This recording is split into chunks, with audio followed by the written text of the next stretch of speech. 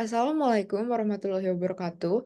Kami dari kelompok 10, mata kuliah Sistem Operasi kelas C. Pada hari ini kami akan mempresentasikan proyek UAS kami, yaitu review sistem FreeRTOS. Oke, boleh di next.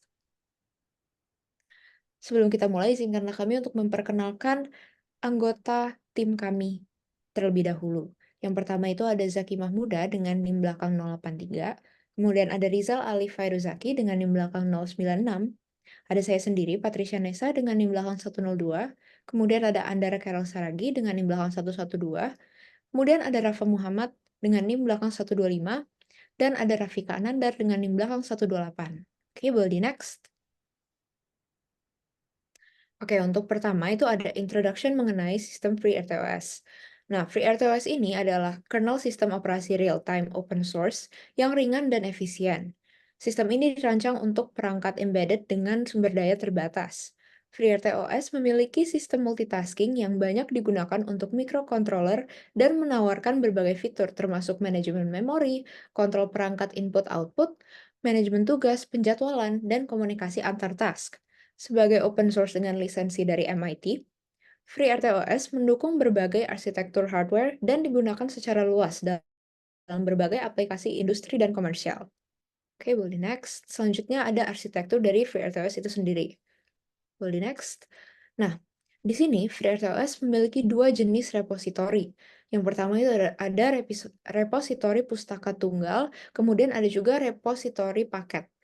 Repositori pustaka tunggal berisi kode sumber untuk satu pustaka tanpa proyek atau contoh build. Repositori paket berisi beberapa pustaka dan dapat mencakup proyek yang sudah dikonfigurasi untuk menunjukkan penggunaan pustaka tersebut. Repositori paket tidak berisi salinan pustaka, namun dia mereferensikan pustaka sebagai submodul Git, memastikan bahwa satu sumber kebenaran untuk setiap pustaka individu. Repositori Git pustaka individu dibagi antara dua, organisasi GitHub. Repositori yang berisi pustaka khusus FreeRTOS, seperti FreeRTOS plus TCP, atau pustaka generik seperti Core MQTT. Ada di organisasi FreeRTOS GitHub.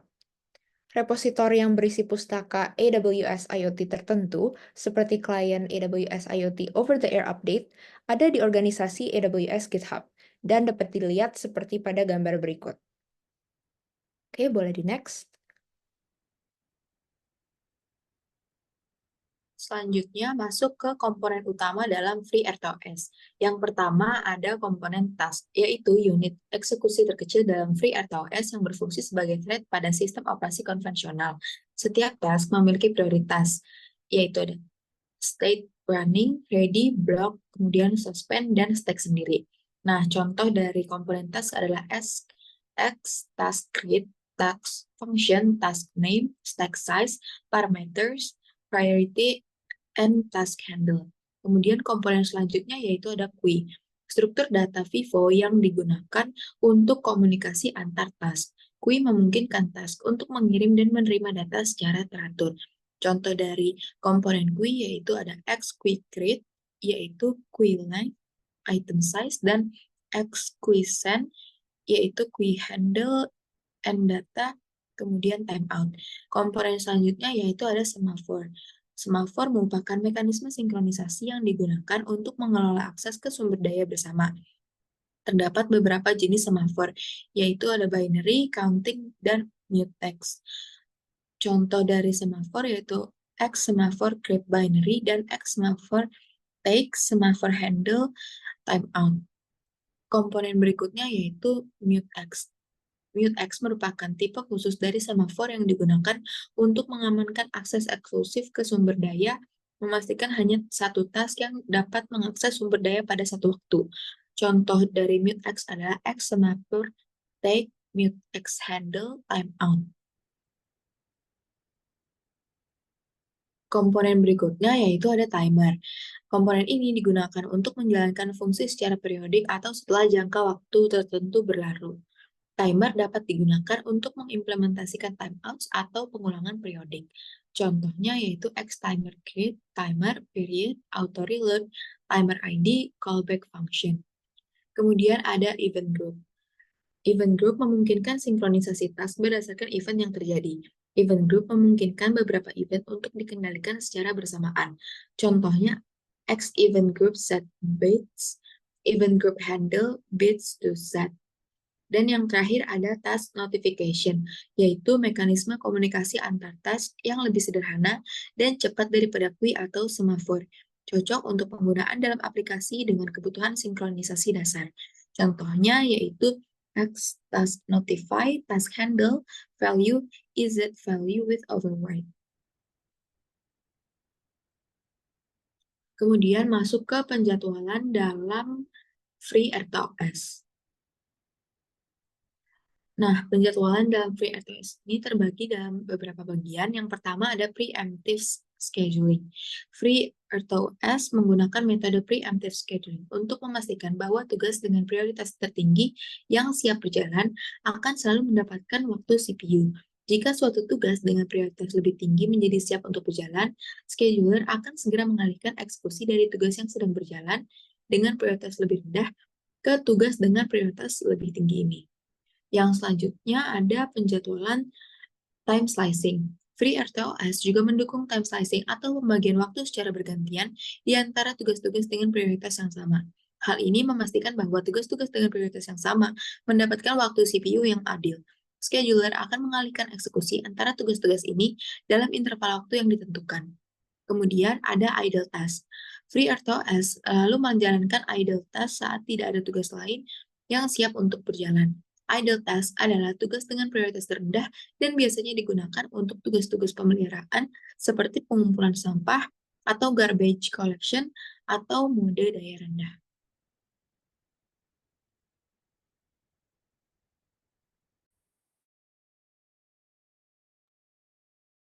Oke, baik.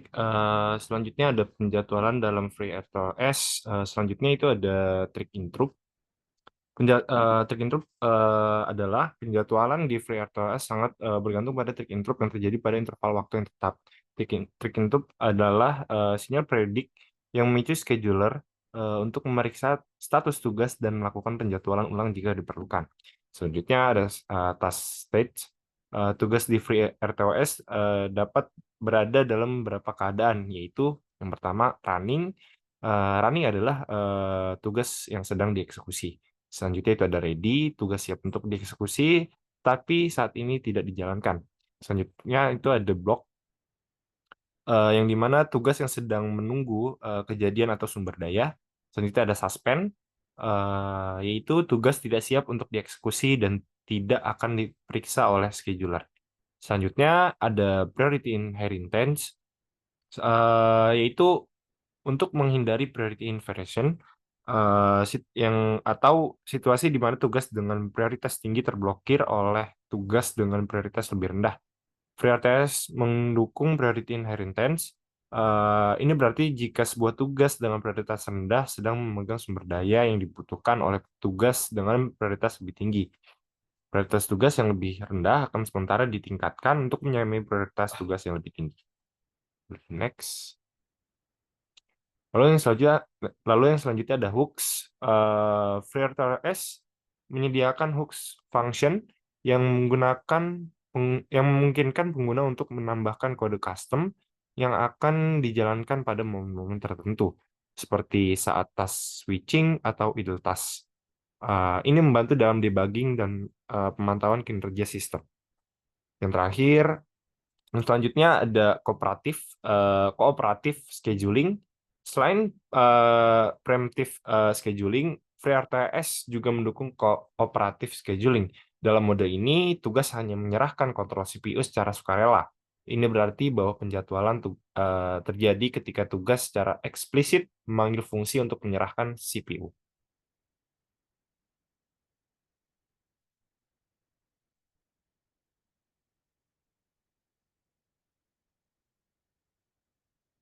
Selanjutnya ada manajemen memori dalam FreeRTOS. Boleh di next.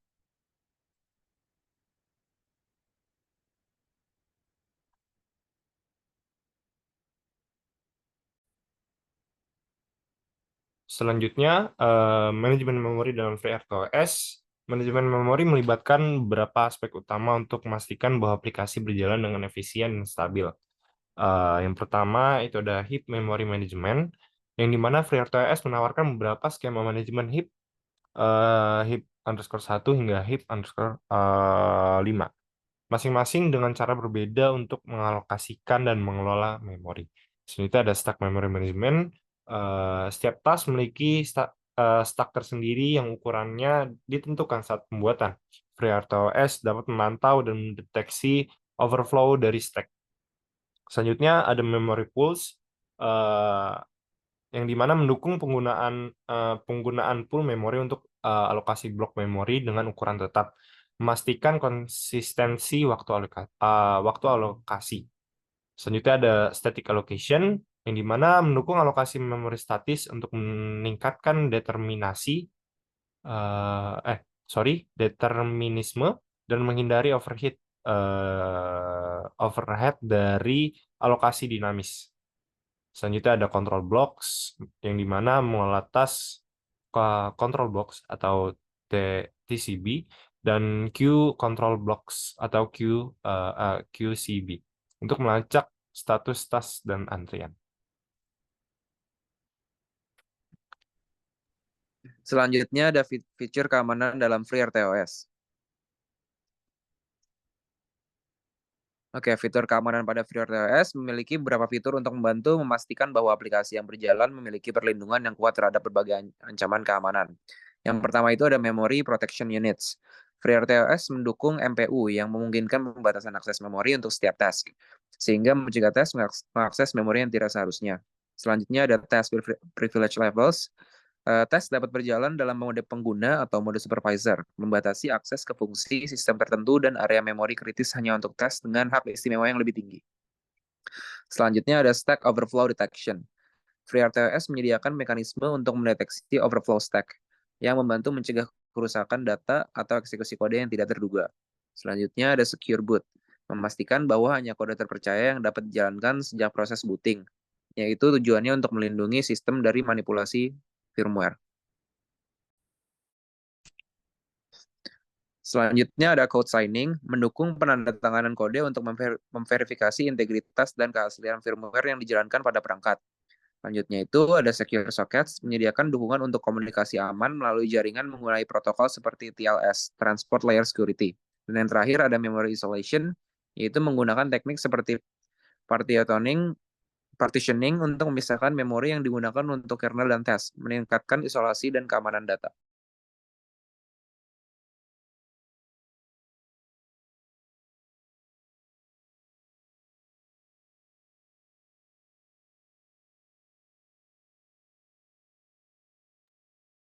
Oke, selanjutnya masuk ke bagian fitur dan fungsionalitas, di mana FreeRTOS ini memiliki berbagai fitur dan fungsionalitas yang mencakup multitasking, penjadwalan berbasis prioritas, manajemen memori, dan komunikasi antar tas melalui queue, semaphore, dan mutex.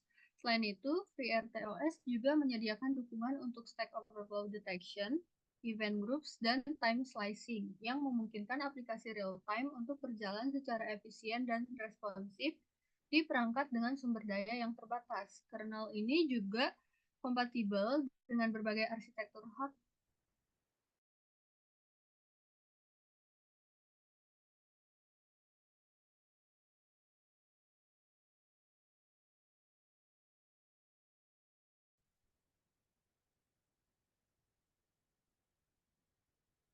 Kernel ini juga kompatibel dengan berbagai arsitektur hardware dan dapat diintegrasikan dengan komponen software lainnya seperti middleware dan library. Lalu masuk ke bagian kelebihan dan kekurangan dari FreeRTOS, di mana FreeRTOS ini memiliki 7 kelebihan. Yang pertama ada penjadwalan tugas prioritas, yaitu memastikan pemrosesan kritis dilakukan tepat waktu. Lalu kelebihan lainnya adalah modularitas dan penggunaan stack yang ditentukan, di mana kernel inti yang dapat disesuaikan untuk kontrol memori yang efisien. Kemudian juga reuse code, di mana FreeRTOS ini membangun basis kode yang efisien dan scalable. Kemudian penggunaan memori yang efisien, di mana FreeRTOS ini membutuhkan memori yang lebih sedikit dibandingkan dengan OS konvensional. Lalu juga reduce overhead, di mana overhead ini lebih rendah dan respons yang lebih cepat dibandingkan polling loop. Kemudian dukungan lintas platform, di mana FreeRTOS ini berjalan di berbagai platform MCU yang memudahkan porting aplikasi, dan kelebihan terakhir adalah abstraksi perangkat keras, di mana FreeRTOS ini memberikan abstraksi sederhana dari perangkat keras meskipun tidak selalu memungkinkan untuk semua MCU.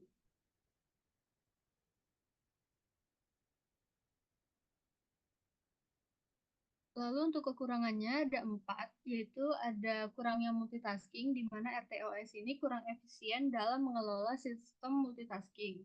Kemudian juga menunggu lebih lama untuk tugas prioritas rendah, di mana tugas dengan prioritas lebih rendah mungkin harus menunggu lebih lama karena RTOS itu diprogram untuk menjalankan tugas prioritas dalam tenggat waktu tertentu.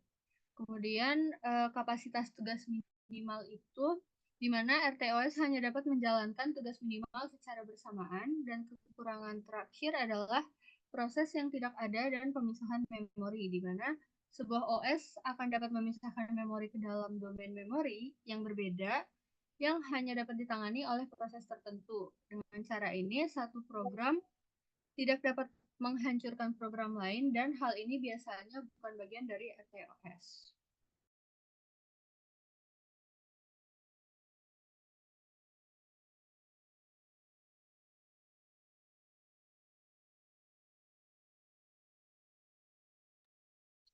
Oke, selanjutnya ada alur kerja pengembangan FreeRTOS ini sendiri.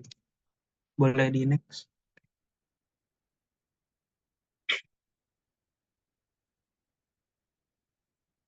Jadi untuk alur kerja pengembangan pada FreeRTOS ini dalam konteks IoT, jadi pertama akan mulai pengembangan dengan mengunduh FreeRTOS ini.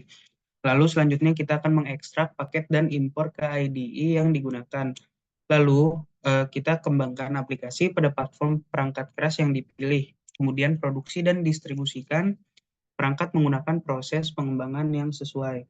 Nah, perangkat ini dapat terhubung ke layanan AWS IoT atau AWS IoT Greengrass sebagai bagian dari solusi IoT lengkap. Boleh di next. Selanjutnya ada membuat dan mengelola task.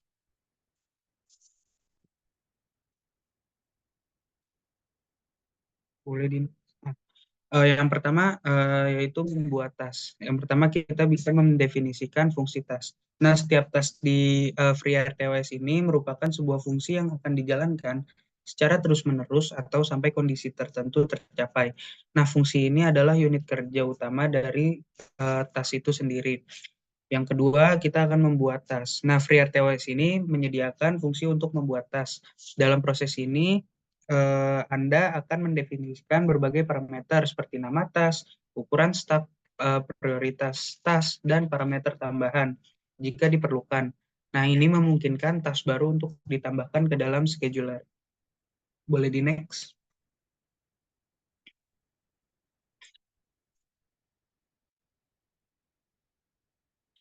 Lalu selanjutnya ada mengelola task. Yang pertama kita bisa memulai scheduler. Nah, setelah semua task telah didefinisikan dan dibuat, scheduler FreeRTOS harus dimulai untuk menjalankan semua task tersebut. Nah, scheduler ini akan mengatur kapan dan gimana sih setiap task dieksekusi berdasarkan prioritas dan kondisi lainnya. Yang kedua, cara mengetikkan task. Nah, FreeRTOS ini menyediakan mekanisme untuk mengetikkan atau menghapus task yang sedang berjalan. Ini bisa digunakan jika task tersebut telah menyelesaikan tugasnya atau tidak lagi diperlukan. Yang ketiga ada menunda task. Nah, task ini bisa ditunda untuk jangka waktu tertentu, memungkinkan task lain untuk dieksekusi. Hal ini berguna untuk memberikan jeda pada task yang sedang berjalan atau untuk sinkronasi antar task. Yang terakhir ada menggunakan semafor dan mutex. Semafor dan mutex adalah mekanisme sinkronasi untuk mengatur akses ke resource bersama. Semafor memberikan tanda antar task, sementara mutex mencegah akses simultan untuk menghindari kondisi race. Boleh di next.